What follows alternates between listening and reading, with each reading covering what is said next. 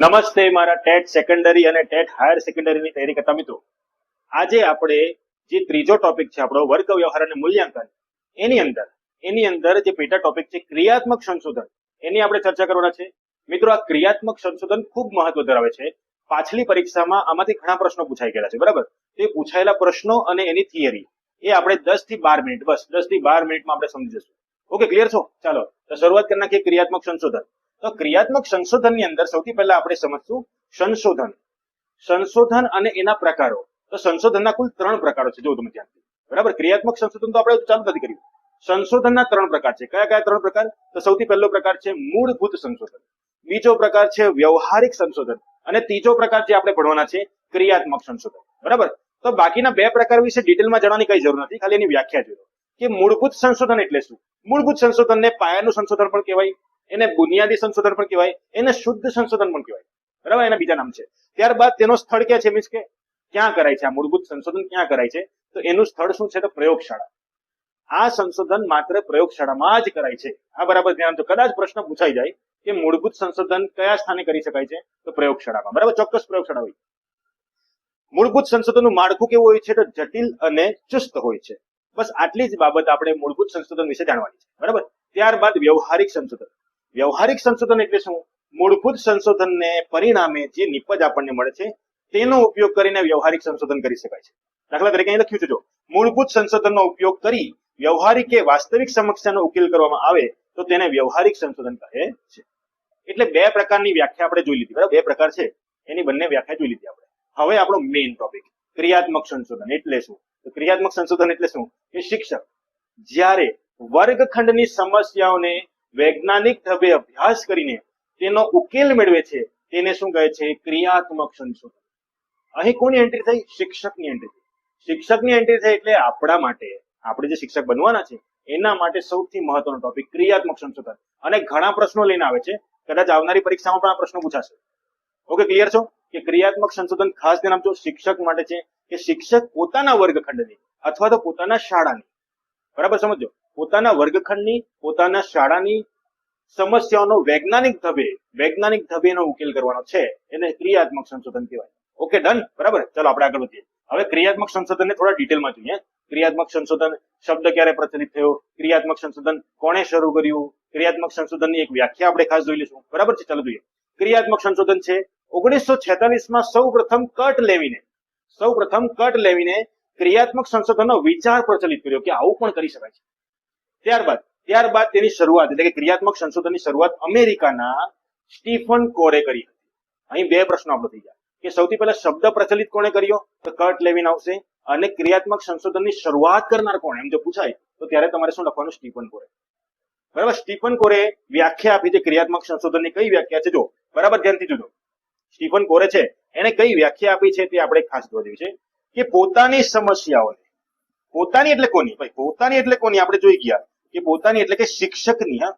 કોની? શિક્ષકની, બરાબર? પોતાની સમસ્યાઓને, શિક્ષકની સમસ્યાઓને વૈજ્ઞાનિક ઢબે ચકાસી અને અભ્યાસ કરી પોતાને માર્ગદર્શન મળે. પોતાને એટલે કોને? કે શિક્ષકને માર્ગદર્શન મળે. શિક્ષકની કાર્ય પદ્ધતિ સુધારી શકાય, શિક્ષકના નિર્ણયો અને ક્રિયાઓને ચકાસી શકાય. આ બધી બાબતોને શું કહેવામાં આવશે? ક્રિયાત્મક સંશોધન કહે છે. જો ઘણી મોટી વ્યાખ્યા આપી, પણ આપણે વ્યાખ્યાને ટુકડામાં વહેંચી લીધી એટલે વ્યાખ્યા સરળતાથી યાદ રહી જાય. ફરી એકવાર રિપીટ કરીએ. પોતાની સમસ્યાઓને વૈજ્ઞાનિક ઢબે ચકાસી અને અભ્યાસ કરીને પોતાને માર્ગદર્શન મળી રહે, પોતાની કાર્ય પદ્ધતિ સુધારી શકે, પોતાના નિર્ણયો અને ક્રિયાઓને ચકાસી શકે, તેને શું કહેવાય છે? ક્રિયાત્મક સંશોધન કહે છે. આ વ્યાખ્યા મહત્વની છે. કેમ? કારણ કે ક્રિયાત્મક સંશોધનની જેણે શરૂઆત કરી છે ને તેણે વ્યાખ્યા આપી છે, બરાબર? તો પછી એ મહત્વની થવાની કે નહીં? ઓકે, બરાબર છે? હા, તો ખાસ ધ્યાન આપજો. ઓકે, ચાલો આપણે આગળ વધીએ. પહેલી સ્લાઇડ પર આપણે સંશોધન વિશે જોઈ ગયા, બીજી સ્લાઇડ પર આપણે ક્રિયાત્મક સંશોધન વિશે જોઈ ગયા. હવે પ્રશ્ન, પરીક્ષામાં પ્રશ્ન પૂછાય, કેવો પૂછાય તે જો શું લખેલું છે? ક્રિયાત્મક સંશોધન એ કેળવણી ક્ષેત્રની નાની સિંચાઈ યોજના છે. નાની સિંચાઈ યોજના છે. આવું કોણે કહ્યું? અથવા તો આ વ્યાખ્યા કોણે આપી? તો આ વ્યાખ્યા કોણે આપી? તો આ વ્યાખ્યા આપણા ભારતના ડોક્ટર ગુણવંત શાહ, એમણે કહ્યું છે. એમણે શું કહ્યું છે? કેળવણી ક્ષેત્રની નાની સિંચાઈ યોજના. મતલબ નાની સિંચાઈ યોજના, પાયાની યોજના એટલે શું છે? તો ક્રિયાત્મક સંશોધન. મિત્રો બરાબર ધ્યાન આપજો, કદાચ આવો સવાલ પરીક્ષામાં આવી શકે. બરોબર છે? ઓકે, ક્લિયર છો કે? બરાબર, ચાલો આપણે આગળ વધીએ. એક પ્રશ્ન પણ જોઈ ગયા, હવે પાછા આપણે થિયરી પર આવી જઈએ. થિયરી શું કહે છે કે ક્રિયાત્મક સંશોધનની લાક્ષણિકતાઓ કઈ? તો લાક્ષણિકતાઓને આ બધું શું છે, આ બધું વાંચવું પડે કે? બરાબર, એ કોણ વાંચે? બરાબર સમજો. હવે ટાટ સેકન્ડરી, હાયર સેકન્ડરીમાં વિધાન વાળા પ્રશ્નો આવે છે. સીધો સવાલ તમને પૂછી કાઢશે, ક્રિયાત્મક સંશોધન માટે નીચેનામાંથી કયું વિધાન બરાબર નથી અથવા તો બરાબર છે, આવું પૂછી કાઢે. તો આ બધા વિધાન યાદ રાખવા પડશે. એકચ્યુઅલી લાક્ષણિકતા એટલે શું? જો લાક્ષણિકતા એટલે શું, તમે શું સમજ્યા છે ક્રિયાત્મક સંશોધનમાં તેની વાત કરે છે. તો આપણે જોઈએ, ક્રિયાત્મક સંશોધન એટલે શું? શિક્ષકના રોજ બરોજના કાર્યમાં ઉદ્ભવતી સમસ્યાઓને સાથે સંકળાયેલું હોય છે. તમારા મગજમાં ફિટ કરી નાખો, ક્રિયાત્મક સંશોધન એટલે શિક્ષક આવવાનો, અને શિક્ષક આવવાનો એટલે એના વર્ગની સમસ્યાઓ આવવાની. તો એના વર્ગની સમસ્યાને શિક્ષક કેવી રીતે ઉકેલે એને ક્રિયાત્મક સંશોધન કહેવાય. બરાબર છે? ઓકે, મીન્સ કે સ્થાનિક સમસ્યા. કેવી સમસ્યા? સ્થાનિક સમસ્યા. બરાબર, ચાલો. વ્યક્તિગત રીતે કે જૂથમાં હાથ ધરી શકાય છે. વ્યક્તિગત રીતે પણ હાથ ધરી શકાય, જૂથમાં પણ હાથ ધરી શકાય. અહીંયાથી પણ પ્રશ્ન પૂછી કાઢે. બીજો મહત્વનો વિધાન છે, વિવિધ શૈક્ષણિક સમસ્યાનો ઉકેલ મેળવવા મદદરૂપ બને છે. શિક્ષક પોતાના કાર્યમાં ગુણવત્તા સુધારણા લાવી શકે. ત્યારબાદ શિક્ષકને પોતાની કાર્ય પદ્ધતિના અભિગમ બદલવામાં શું કરે છે? માર્ગદર્શક બને છે. કદાચ શિક્ષકને એવું લાગે કે મારી પદ્ધતિ ખોટી છે, તો એ ક્રિયાત્મક સંશોધન કરીને એની પદ્ધતિને સુધારી શકે. બરાબર છે? આ લાક્ષણિકતાના તમામ મુદ્દા સમજજો, વાંચજો. વિધાન સ્વરૂપે પ્રશ્ન પૂછવા માટે એક નંબર પ્રશ્ન. બરાબર છે? ઓકે, ચલો. મર્યાદા. ક્રિયાત્મક સંશોધનની મર્યાદા પણ છે. મર્યાદા શું છે? કે તે વ્યક્તિલક્ષી હોઈ શકે. વ્યક્તિલક્ષી એટલે કેવું કે આ તો એક જ શાળામાં સફળ થાય, એક પ્રયોગ જે છે તે એક શાળામાં સફળ થાય.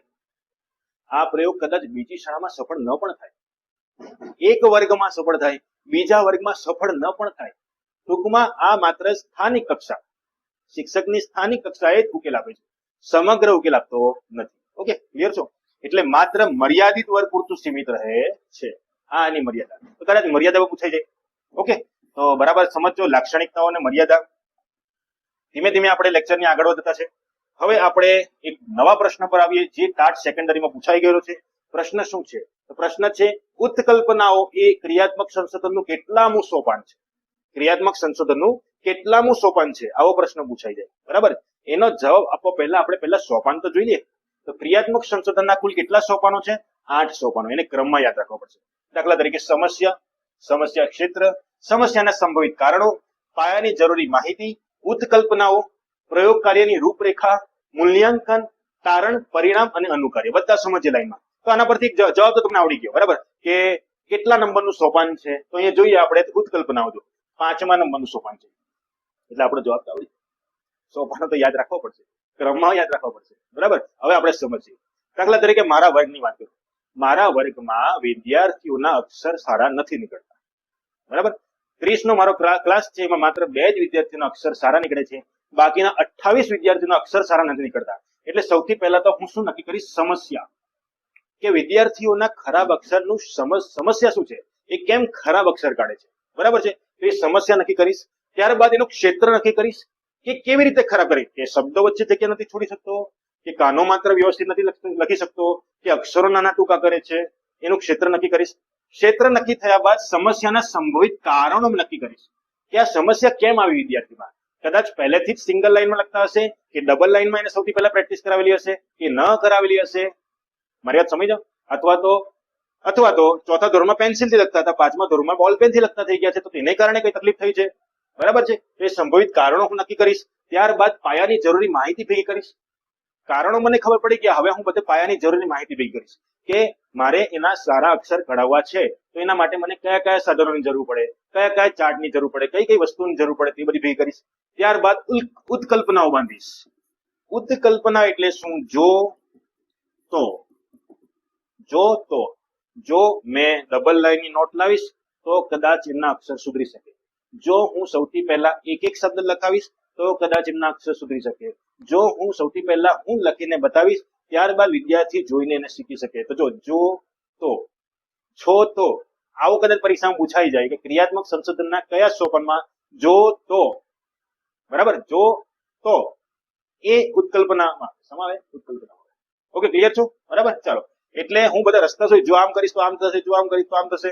તેમાંથી સારો રસ્તો હું પસંદ કરીને પછી પ્રયોગ કાર્યની રૂપરેખા નક્કી કરીશ, કે યસ મારે અમુક વિદ્યાર્થી 5 વિદ્યાર્થી માટે આ રીતે રસ્તો કરવો છે, 10 વિદ્યાર્થી માટે મારે બીજો રસ્તો કરવો છે, બીજા 2 વિદ્યાર્થી માટે મારે ત્રીજો રસ્તો કરવો છે. આ રીતે રૂપરેખા નક્કી કરીશ. ત્યારબાદ મૂલ્યાંકન કરીશ. મૂલ્યાંકન કરીશું. મૂલ્યાંકન કરતા મને ખબર પડશે કે મારા મેં જે રૂપરેખા તૈયાર કરી છે કેટલી હદે એ સફળ થઈ છે કે એકદમ નિષ્ફળ ગઈ છે, અથવા તો હું મધ્યમાં છું, હજુ થોડું મારે ઉપર જવું પડશે. એનું મૂલ્યાંકન થશે. ત્યારબાદ છેલ્લે તારણ, પરિણામ કે અનુકાર્ય થશે કે યસ, જે પહેલી રીત હતી તે વધારે સારી છે, જે બીજી રીત છે તે વધારે સારી છે. આ રીતે ક્રિયાત્મક સંશોધન પૂરું થાય છે.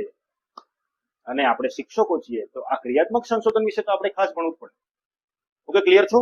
8 સોપાનો ખ્યાલ આવી ગયા તમને? 8 સોપાનો સમજવા પડશે, એને વાંચવા પડશે અને મોઢે કરવા પડશે, કારણ કે પ્રશ્ન આવી ગયો છે. જો 5મું સોપાન નંબર પૂછી કાઢે સીધો. બરાબર છે? ઓકે, ચાલો બીજા પ્રશ્નો જોઈએ આપણે. ટાટમાં પૂછેલા પ્રશ્નો. ક્રિયાત્મક સંશોધન એ કઈ બાબતનો ઉકેલ આપે છે? હવે ક્યારના આપણે બોલ્યા કરીએ ક્રિયાત્મક સંશોધન કઈ બાબતનો ઉકેલ આપે? તો શિક્ષકની સ્થાનિક સમસ્યા, શિક્ષકના વર્ગની સમસ્યા, શિક્ષકના શાળાની સમસ્યા, શિક્ષકની આજુબાજુની સમસ્યા. મારી વાત સમજ કે એટલે આપણો જવાબ શું હશે? શિક્ષકની સ્થાનિક સમસ્યાનો ઉકેલ આપે છે. બીજા ઓપ્શન જુઓ. સંશોધન વ્યવહારમાં યોજવામાં, શિક્ષણના પાયાના સિદ્ધાંતો નક્કી કરવામાં, તમામ શાળાઓ માટે ઉપયોગી. આ તો આવે જ નહીં. બરાબર, આવું ઊંચું લખેલું છે, પણ તમારે એને કન્સેપ્ટ સમજવો પડશે કે શિક્ષકની સ્થાનિક સમસ્યાનો ઉકેલ આપે છે. ઓકે, ચાલો આ પ્રશ્ન તમારા માટે છે. આનો જવાબ મને કમેન્ટ બોક્સમાં આપવાનો છે. બરાબર, કે ક્રિયાત્મક સંશોધનના પરિણામો કોને ઉપયોગી થાય છે? ક્રિયાત્મક સંશોધનના પરિણામો કોને ઉપયોગી થાય છે? શિક્ષકને ઉપયોગી થાય, તમામ શાળાને ઉપયોગી થાય, કોઈ એક શાળા કે વર્ગને ઉપયોગી થાય, કે શૈક્ષણિક સંસ્થાઓને ઉપયોગી થાય? બરાબર, આના જવાબની હું રાહ જોઈશ કમેન્ટમાં. ઓકે, ચાલો તો આજનો લેક્ચર અહીં પૂરો કરીએ. અને આ લેક્ચરમાંથી ઘણું એવું તમને શીખવા મળ્યું હશે, ઘણા પ્રશ્નો તમારા ક્લિયર થયા હશે. આમાંથી જો પ્રશ્ન પૂછાય ને આપણા માર્ક્સ આવે અને આપણે પ્રિલિમ્સ ક્રેક કરીને મેન્સ લખીએ, બરાબર, એના માટે તમને સૌને શુભેચ્છાઓ. All the best. જય હિન્દ. નેક્સ્ટ લેક્ચર મળીએ.